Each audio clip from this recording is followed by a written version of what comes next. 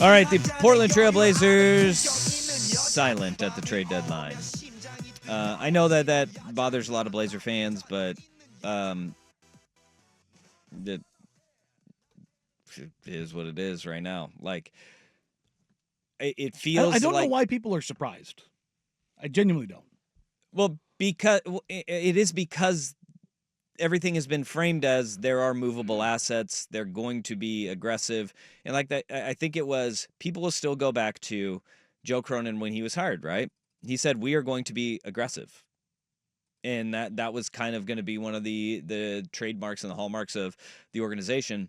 And I think why they are surprised is because it was framed league-wide as not a lot of movement's going to happen, and then the dam broke, and holy smokes, everybody was moved. I think that's why people are surprised, is because when you have as much movement across the league as there was, and your team is on the sidelines, fans get upset about that. Okay, find me the move. Well, and this is the thing. No. That's not the thing. That is the thing. That's not our job. It's not, and that's what fans get frustrated with, though, is that they're like, well, everybody else found a way. Why is our team the one on the sidelines? That's how fans work. Do you want to be the fans that got nothing for your guys? Because they can do that. Yeah, they can do that. And if you're one of those, fine, go be that person. Go run your face into a wall and just say screw it, all for the sense of throwing young guys on the floor and getting 4 more extra minutes that don't matter for development. Right, but I feel like that's how a lot of the Blazer fans feel, is that they're already running their face into the wall right now. That's how they feel. Do I agree with that? Not necessarily, because we have seen legitimate growth and development, and that's something that, if you are actually watching this team play basketball, it's undeniable. You are seeing growth and development. In a large part of that is because of the veterans that are on the floor with the young guys, bringing them along and making it easier for them to have situationally times where they can thrive and just finding their way. Like, that is undeniable when you watch this team from where they were at the beginning of the year to where they are right now. Just where they are for the beginning of the month. Sure. But I also understand fans are sitting there and saying, when is it going to be our turn? Right? And you're saying, trade a guy for nothing, but we've seen a lot of teams and operate on the margins and still collect some assets, right? And I think that they would be okay with that as well, right? No, they wouldn't. I saw how people thought about the McCollum trades and the Covington and Powell trades, and I've seen people bring up Norman Powell now at 31 years old and how he should still be a Portland Trailblazer. No, he and the revisionist BS that comes out of all of it. So it's just like, no, they wouldn't. But you say that, but the second that they sell low, it's the worst front office. They're dumb as hell. This, that, and the other. And so it's like, there's no welcome to fandom. Well, and that's why I'm sitting here being rational in all of this, of like why they wouldn't make a move and just to make a move. And for all the people who are like, there are people on the text line, why it matters to free up playing time. My God, have you watched basketball for the last 3 freaking years? You freaking caveman. Look at what has happened post-trade deadline for this franchise. Yeah. There's been no shortage of minutes available. Okay. Like, if that's an actual issue that the Blazers are concerned with, there's a very simple way to do that we've seen them do for 3 years. Agreed. So it's like, agreed. It's like, why is that even, like, just say you don't like Joe Cronin. Okay. I can at least get behind that. Like, I get that. Like, like he doesn't do what I want him to do. Well, okay. I think it's more than just Joe Cronin, Danny. This is well over a decade that Blazer fans have gone through this. But that's the thing, is you cannot put the sins of the past on the sins of the current front office. Fans do. Then you're stupid. But it's that simple. It's the constant feeling of Lucy ripping away the football from Charlie Brown. And here's the other thing that kind of builds that up is we have heard about tradable assets.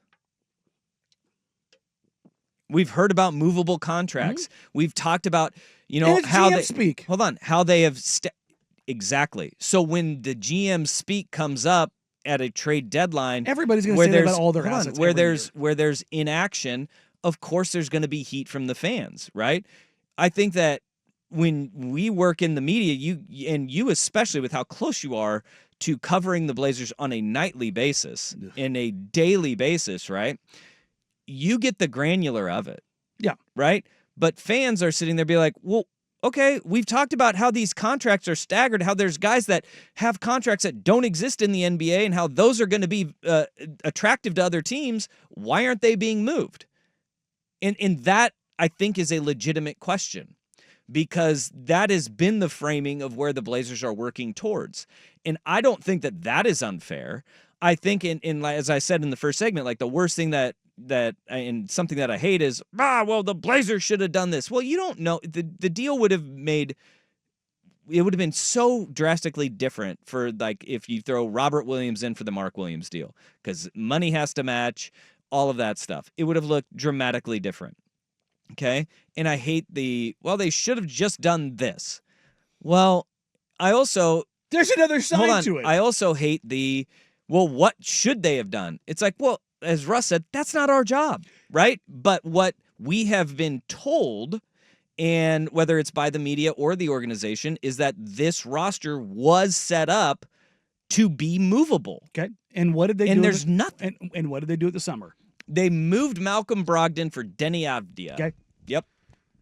At the moves that they made. I think that is a great point of what you said in the last segment, too. This is a long-term offseason front office, not an in-season. And that's not something I've thought for a long time. Somebody asked a question leading into the show last night, and I was like, the more I look at it, the more I think that's the case. I think they're a long-tailed front office. Orlando is very, very, very similar. If you go look at the Magic and they didn't make any trades. And we all know they desperately need scoring help. But they're just not a team or a front office that makes those moves during the season. And this is the same front office that built the team around Giannis that won a title. Yeah. Like that. So it's like, I don't know if it's the right way. I don't. But the moves that they made, based on the moves they didn't make that I have heard about, I think they're up there like Shohei Ohtani for the most part. And I know that's going to make people go sideways, but the stuff that they have passed on, absolutely, they had made those moves, they would be in a hellacious spot. Yeah. And fans would be losing their minds. So if you wonder why I give them the benefit of the doubt, it's because of that. Yeah. Well, when does the benefit of the doubt run out? This summer. Yeah. And look, I give a lot of benefits of the doubt, but remember this, I was saying this last offseason, where it was like, all right, look, no, the deadline was, that's where everybody was like, hey, the deadline, they're going to be positioned to be active. And I was like, if that happens and we sit by it, like, yeah, it's going to be a little bit frustrating. Making the Avdia deal was, for me, it was like, all right. Yeah, that was like, I don't think people understand how good of a deal that was. Well, and to the point that you made, that no matter what deal they make, fans are going to be upset. Like, we had like 4 straight shows during the summer of having to convince people that, no, it was a good deal. And then we had to go through the beginning of this year as everybody was trying to find their role, find their rhythm, find their part.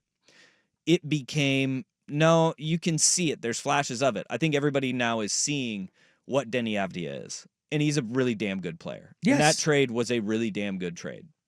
And that should be recognized and it should be acknowledged. However, I do understand the fan frustration.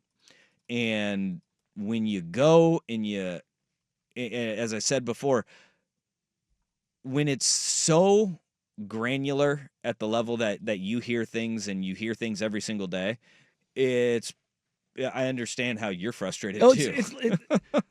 Look, if the Blazers passed on making a move, and somebody on the text line was like, we've heard about Joe Cronin pushing all in. That was around Damian Lillard. If you're not pushing all in on this, like, well, I know, but guys, it was one of the things that, gosh, I want to get the I don't want to do a disservice to him, but it was something along the lines of like, as a general manager, he was going to be aggressive. Yes. Oh, yeah, and, 100%. Like, as in that the pushing all in, that was He, about around number Dame. one, he should not have said it. You don't say that publicly because it does, and they learned that can make leverage a complete pain. Uh-huh. Number two, they made big overtures. Just didn't come together. In that, I think it's not necessarily just a Joe Cronin thing. No. It's organizationally.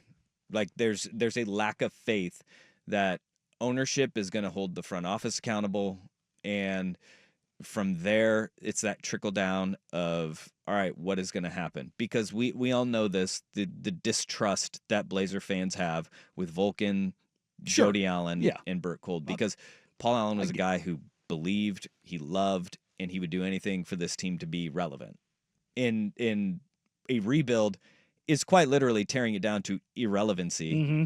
And that's foreign territory for a Blazer fan base that already has their questions about ownership, because we were all signaled too that this team was going to have to be sold at some point, and a lot of fans already want that. Yeah, no, I know that's Yeah. to go full Neil O'Shea. It's a panacea Fixing all the problems. for fixing all the problems, right? You know, All right. you know, I know everybody wants to hang Jody out as the scarecrow, that if you just get rid of that, the crops will grow and everything will be great and everything will be wonderful and it'll be fantastic. And it's like, that's not how this works, guys. Yeah.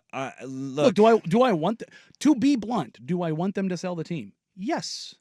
Do I think it is the thing that is going to change the entire fortune of the franchise immediately on its head? And oh my God, it would just be a unified front office and everything will go forward? No, because I look around the NBA and I look at ownership and I go, wow, that's a team with real, like the Lakers, terrible ownership. And yet I do think, though, that it would solidify a belief in the direction, because the ownership group would say, all right, this is the direction that we're going to go. Or you and could it's get gonna the be committed Adelson to it. family who take and rip your star out from underneath you, sell him for peanuts, No and doubt. position the franchise to be just irrelevant until a casino is built. But I think, But hey, you'd be unified. But here's the deal, is that where's the ship going now? Nowhere, because they don't have. But at But least the owner doesn't change who they draft At or where least they the- fall in the lottery odds. But it does, because you have a direction of where it's going to be in a long term, right? Like, you're right. Like, it could be a Maverick situation where a horrible owner comes in. Honestly, if I had pulls to it out. bet, if I had to bet whoever the next owner of the Blazer is, they're going to screw it up. But that would be, I think that right now, fans, they hate, and you always said this about Neil, pick a damn direction, right? The organization as a whole, it doesn't have I the think direction, I think they have picked a direction, which is waiting until they get a star. in that They're not investing in, like, they're not just going to give away players just to give away players. They're not going to, eject on their young guys because they have time. And you can say, well, I don't care about them and I'm not going to watch them. Then fine. But this is like the second you traded Damian Lillard, the second you did that, you gave up everything as far as like having relevancy. And that was going to be a part of it. And it wasn't going to change until you got the next guy. Mm-hmm.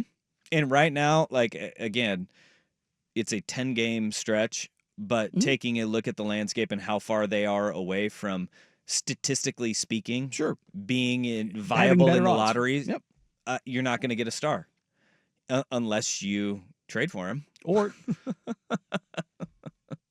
right. which is something I think that they would consider if they went down that path. But And would that be worth, right, giving up a lot to get a star? And like, look, again, this is the thing I hate is, yeah, you could have done this, you should have done this. Yeah, well, we don't know what was ever available, but it just feels like they're stuck in neutral right now. And look, this could be everything that leading up to this deadline. It could lead to a big move that happens in the offseason, very similar to the Denny Avdia trade, right? Hopefully, maybe on a grander scale than even Denny Avdia, who's been a great player for the Blazers. these conversations could have started, but we don't know, and No. nobody likes being in the unknown. That's why You want it the- now because it's that's a why, tangible thing. and that's why it's the ownership is Yeah. in the same boat. Is like, telling me that it may happen in the future. I don't like that. No. I don't, especially when people get invested so much emotionally to your franchise, and especially when it's the big one we have here in Portland. We only have one of the major 4 sports in Portland, and it's the Portland Trailblazers. People care And a look, whole hell of a lot about it. and we'll have time later this afternoon Mm. to question Joe Cronin about stuff, and that's exactly what we're going to do. Yeah, when's that press conference? I believe it's going to be at 4:30 or 4:45. It'll All right. it'll be before Chauncey. 'Kay. His pregame availability. All right. Are you done yelling today? Maybe. Russ turning on his mic just to cackle was Yeah. great. I love it. I mean, it's like All right. Do we want? we've been talking about this for a month. Yeah, yeah. I said for a month that they're not going to do anything because of Yeah. where things are. And it's Yeah. just like, Let's Come get on, let's get Rust an update. Please text us at the Vancouver Ford text line 503-864-6326. Today is a kind of day where we want to get to fan feedback and how they feel too.